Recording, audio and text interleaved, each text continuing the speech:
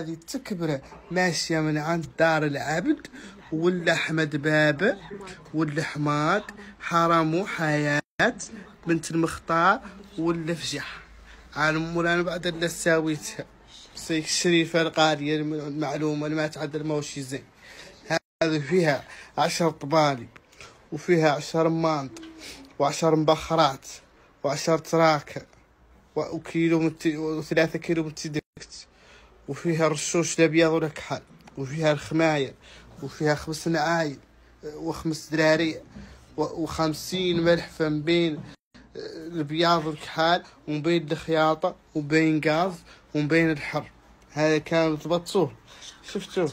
و10 قومات من مسك فيهم مساك الرجال الحرين ومساك الإليات الحرين، ما فيه موشي حر.